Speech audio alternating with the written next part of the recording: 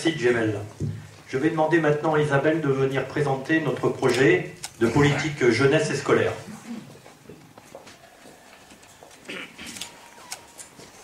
Bonsoir messieurs, dames.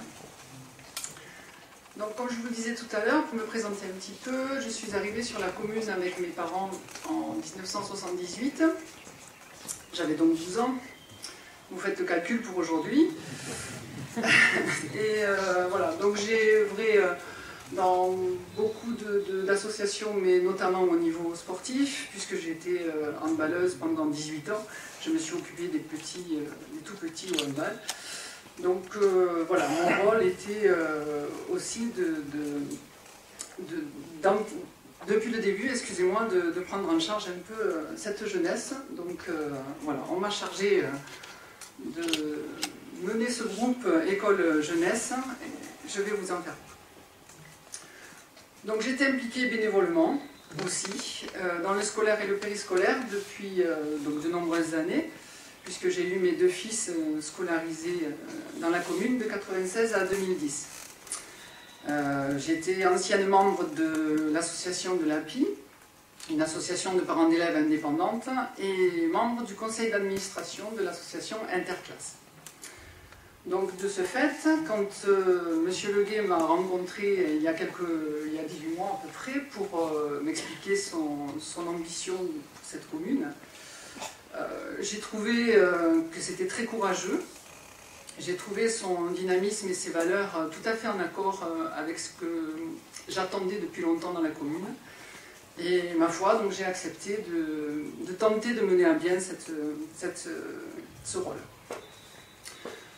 Donc, avec mes coéquipiers de la liste et d'autres sympathisants que je remercie, donc Nadine Sens-Clémence qui est ici, Marie-Christine Roch et Virginie Fauré, nous avons organisé des réunions de travail et des rencontres avec les citoyens d'Escalquens pour établir ensemble des constats et par conséquent essayer d'établir un programme.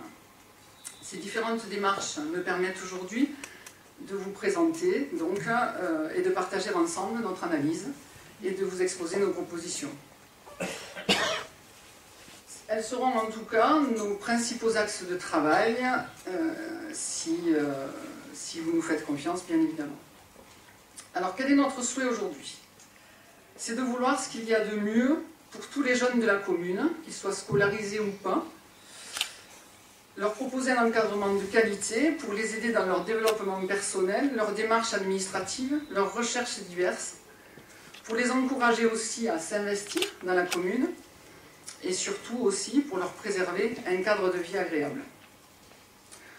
Donc au niveau de nos constats, par rapport à l'école notamment, donc nous avons constaté que les écoles aujourd'hui maternelles et primaires d'Escalquens sont les mêmes depuis 1995.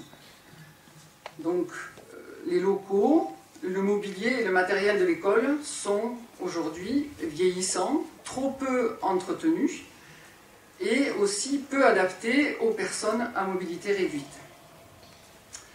Nous avons eu d'ailleurs, lors du premier mandat, plusieurs réunions qui avaient été mandatées donc, par l'équipe en place pour réfléchir à un projet d'école maternelle. Elles n'ont jamais abouti. Et malheureusement, les gens qui ont participé à ce projet ont perdu leur temps, car rien n'est ressorti comme projet au niveau de l'action municipale. De plus, la commune était a priori dans un état d'endettement maximum. Donc, moi j'ai toujours trouvé dommage de perdre du temps alors qu'on réfléchissait à un projet que l'on sachait pertinemment ne pas être réalisable. On a constaté aussi, en demandant des chiffres à la mairie, que malgré l'augmentation de la population, en croissance forte depuis 3 ans, et pas de 50 habitants par an comme on veut bien nous le faire croire, donc la population n'a pas été rajeunie sur les 3 mandats. Le nombre d'enfants à l'école a même baissé sensiblement de 2001 à 2010, avec des fermetures de classes, et ne fait que se stabiliser depuis 4 ans. En plus, les classes aujourd'hui sont encore surchargées. Il y a environ 30 élèves par classe. Donc notre volonté, si nous sommes élus, si vous nous faites confiance, c'est de concerter les acteurs de l'école, les enseignants, les personnels de service, les associations, afin de budgéter, de planifier, de maîtriser un programme de rénovation et d'entretien des écoles existantes, de ce patrimoine. Nous allons aussi faire en sorte de mettre aux normes l'accès à ces écoles pour les personnes handicapées et surtout aussi de faire l'inventaire du mobilier et du matériel scolaire dans la mesure, bien sûr, de nos facultés budgétaires. Cela ne devrait pas atteindre des sommes astronomiques, mais Jean-Luc donc vous expliquera, vous développera notre projet par rapport justement au budget lié à l'école. Notre volonté aussi, c'est d'améliorer les conditions de restauration scolaire pour les enfants, les enseignants et le personnel de service. Il y a eu d'ailleurs en début d'année, sans concertation, une décision municipale de réquisitionner du jour au lendemain la salle de repos réservée aux enseignants pour compléter un peu à la va-vite le restaurant scolaire. Donc, un manque notable de concertation. Je vais rejoindre maintenant ce que disait Hélène, puisque dans notre groupe, il est ressorti aussi que nos enfants ont des difficultés à se rendre à l'école par des voies vertes, et qu'il y a un manque notable, donc je ne vais pas redévelopper aujourd'hui, mais de voies piétonnes ou de voies cyclables qui viendraient de tous les quartiers d'Escalquens, même excentrés, pour permettre à nos enfants de pouvoir aller à l'école sans qu'on doit absolument les amener en voiture, ce qui crée des embouteillages terribles dans le centre-ville.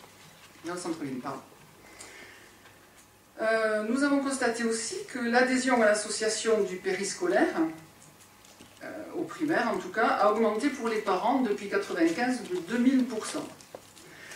Alors il faut savoir que cette association du temps extrascolaire, cette association fonctionne grâce à la participation, à l'adhésion des parents, grâce aussi à une subvention de la mairie et à une subvention de l'État qui est par le biais de la CAF.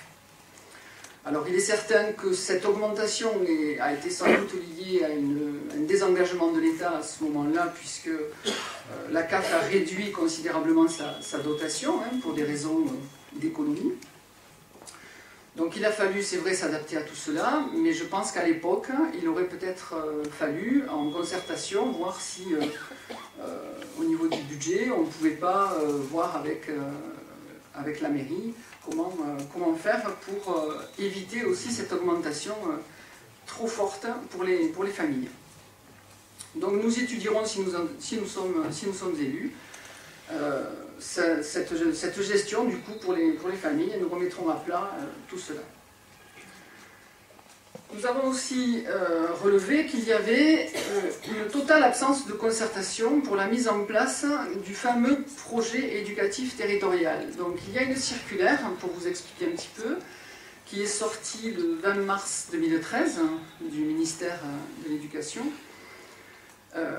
qui en fait propose aux collectivités territoriales de mettre en relation en fait l'école et les différents partenaires extérieurs à l'école, que ce soit des associations, des entreprises, pour faire en sorte d'améliorer le développement de l'enfant et son évolution dans sa vie au niveau de son enseignement. Donc on constate que pour le moment, alors monsieur le maire a toujours dit qu'il était en avance, puisque au niveau des rythmes scolaires, il avait déjà mis en place la semaine de 4 jours et demi. Pour le moment, on n'a pas encore eu vent de concertation concernant ce projet éducatif et comment il compte le mener avec les différents partenaires. Par rapport à la petite enfance, donc Jamel l'a un petit peu évoqué tout à l'heure, nous avons constaté que sur le site de la mairie, les assistantes maternelles ne sont pas répertoriées. C'est-à-dire que quand des nouveaux habitants arrivent à Escalquens pour inscrire leurs enfants, faire garder leurs enfants, ils n'ont comme seule information la crèche, mais après, voilà, ils ne sont pas forcément au courant, en regardant sur le site de la mairie, qu'il y a l'existence d'assistantes maternelles indépendantes. Alors, si vraiment ils tiennent à le faire, ils peuvent avoir une liste manuscrite en mairie, mais nous nous avons trouvé qu'il y avait quand même un manque d'éthique de ce côté-là et d'égalité, et qu'il faudrait peut-être faire en sorte de mieux informer la population. De plus, on a aussi constaté qu'il y avait une certaine opacité dans les conditions d'attribution au niveau des places dans cette crèche. On n'a pas su vraiment, on n'a pas su nous dire quels étaient vraiment les critères. Donc notre idée, c'est vrai, c'est d'inclure dans ce site internet, au niveau de la mairie, la liste des assistantes maternelles du village, et donc de faire respecter une charte, une éthique par rapport à cela, et éventuellement de leur proposer un collectif avec une déléguée élue, avec laquelle nous pourrons partager, échanger et se concerter régulièrement. Au niveau de nos jeunes adultes, avec qui nous avons beaucoup aussi travaillé, on s'est rendu compte aussi qu'il n'y avait pas de service spécifique pour faciliter un partenariat avec les entreprises du secteur notamment, et ces jeunes gens qui souhaitaient travailler. Il est quand même dommage de ne pas avoir dans une si grande commune la possibilité de faire un réseau avec une offre et une demande où les jeunes et les gens qui recherchent, que ce soit des entreprises ou que ce soit des particuliers, parce qu'on a tous besoin de faire tondre son gazon, on a tous besoin voilà, d'aide à la maison.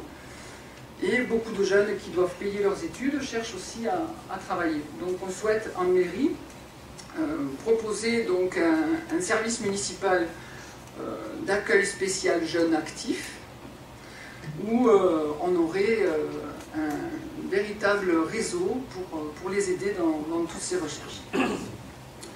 Ils souhaitent aussi avoir un endroit convivial pour se retrouver au niveau du village, un bar, un café. Alors, c'était une promesse en 1995 aussi, donc nous le cherchons toujours.